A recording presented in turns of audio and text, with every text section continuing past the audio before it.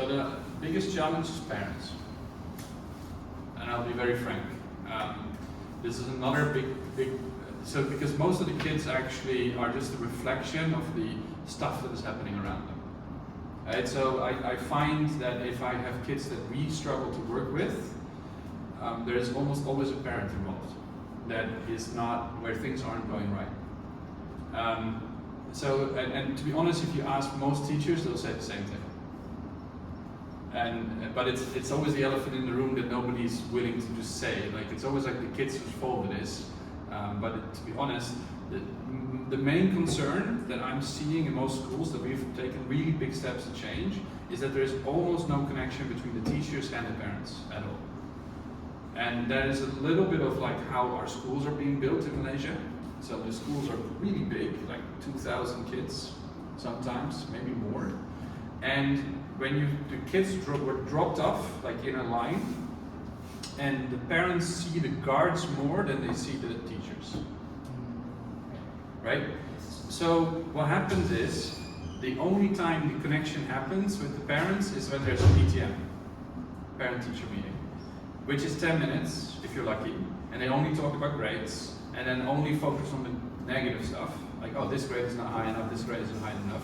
So you're getting a negative, it's a negative interaction, so it doesn't build kind of connection. And what we find is that, like, in order for the whole thing to work, the teachers and the parents need to trust each other. And they have to be firm, like you have to be firm but kind. Like, we use positive discipline here, like, and I always joke, the positivity is for the kids, the discipline is for the parents.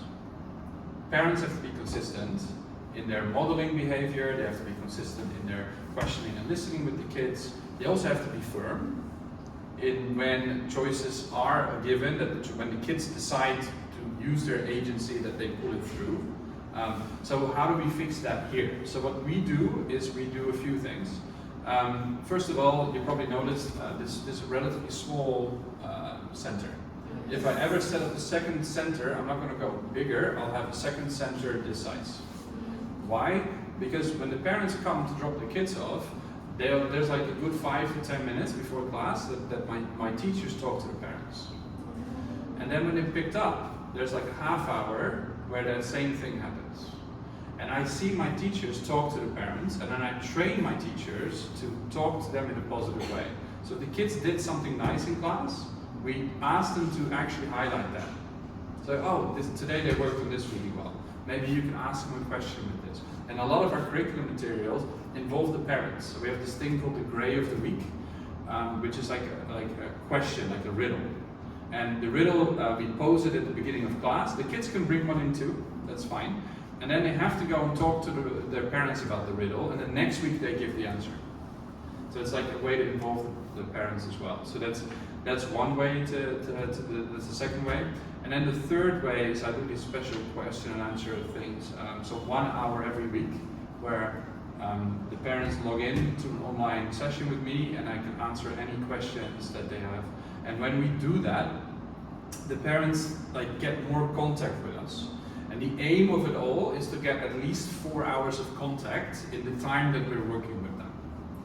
And what we find is like from a psychological perspective, is that 4 hours to 8 hours is that sweet spot where people think that you're your friend, even if the contact is one way. So if you want to be friends with somebody, if you get 8 hours of contact time, maybe you guys have heard of this particular theory before, but it forgets, I lost my mind which one it is, but basically if you have 8 hours of contact time, then what happens is people think you're friends. And it doesn't have to be in one session. You can go, if I meet each of you 1 hour, and we do this 8 times, the next time we would be on a first name basis, and we would be less formal and all that kind of stuff. Now, like I'm trying to facilitate with a few parent courses as part of the class. So if parents sign up, they get that 1 hour session with me, which means if they attend, they see my face, which means even though I don't see them, they see me. So for them, the same thing happens. And then they meet with my teachers about 15 to 30 minutes every day they come in. So after one quarter, they've had their and I can see the difference. Like they're talking to each other, like okay, you know, like they're talking with the parents about the kid.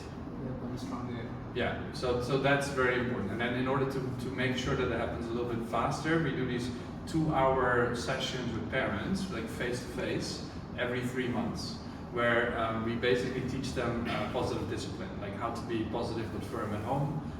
And it's all part of the same enrollment fees. And I've now gone as far to say that I have these like deposits that people pay. If the parents have not joined any of those sessions, no matter what happens, they're not getting the deposit back. And I tell them this in advance. So like, here's the deposit.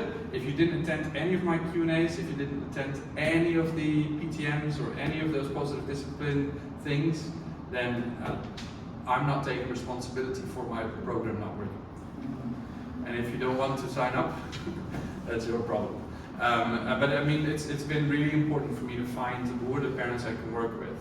And that's been quite a different change in compared to what we had to do in the Netherlands. Because in the Netherlands, these things happen naturally. All the schools are walk-in. Parents can drop off the kids in every one of the schools. None of the schools are bigger than 500 people. So it's a very important part of like structurally what is a struggle for Malaysian schools, and I don't know necessarily how to fix that.